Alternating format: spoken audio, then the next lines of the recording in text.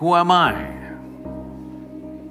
is not a question that you ask somebody, it's a question that you ask yourself.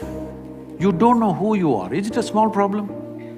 So if you genuinely, if this question is burning within you, then you come.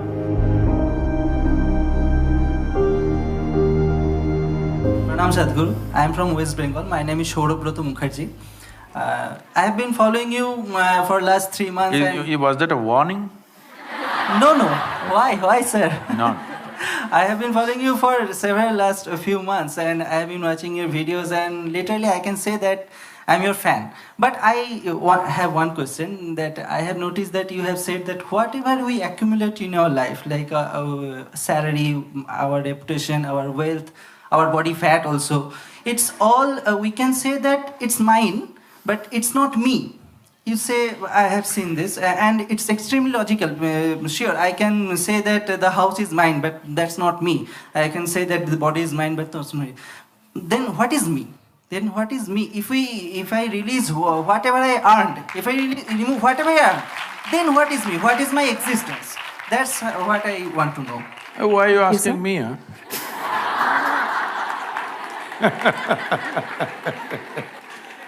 Listen now. Well, what is you? Right now, what you think is me is just a bundle of thoughts, emotions, ideas, prejudices, philosophies, ideologies, a hodgepodge of many things that you picked up. You're a scrapbook. That doesn't sound good. No, you're a cocktail. Shall we upgrade him a little more? You're a bouquet of flowers. All right. So what is you? This happened at the Cincinnati airport in Ohio, United States. People had lined up to check in at the airline ticket booth. One man just skipped the line and came straight in the front and thrust his ticket. The lady at the counter, she said, "Sir, there is a line." He said, "No, I'm in a hurry." She said, "Everybody's in a hurry, you're on the same plane. Please stand in the line." Then he said, "Do you know who I am?" She looked at him, promptly picked up the microphone and said, "There is a man here who does not know who he is, can somebody help him?" So, who am I is not a question that you ask somebody, it's a question that you ask yourself. Make it more and more profound. If you had stood up, this is like what you are asking is like a morning prayer, you know, how people pray. If you can learn one mantra, your child is doing and phone also you can attend in between. These days, even in the temple, priest is attending the phone in between. All this. This happened closer to Christmas. A lady in Minnesota was praying. It was overheard by the neighbors. She was praying, "Dear God, please this time, last time that old fool Santa Claus came and he mistook my prayers. What I want is a thin, slim body and a fat bank balance. Last time he mistook this." Why I'm saying this is, you please look at all the prayers on the planet. Dear God, give me this, give me that, save me, protect me. Does it look like something divine or does it look like simple survival? Survival outsourced. To survive on this planet, you just need 4 limbs and a few brain cells which work. So right now, Sadhguru, all that is okay, but I want to know who I am. This whole who am I business became very popular because of Ramana Maharishi, you know. You heard of Ramana Maharishi? He's not a Bengali. So Ramana said, "Who am I?" and sat down there. People today think they don't have to do anything. If they once in a while ask somebody, who am I? They think they're being spiritual. I was teaching a program in Los Angeles. There's a bunch of people, about 150 people, all prominent people, many of them from the Hollywood crowd.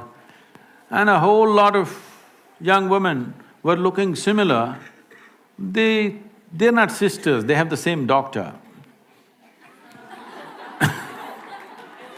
And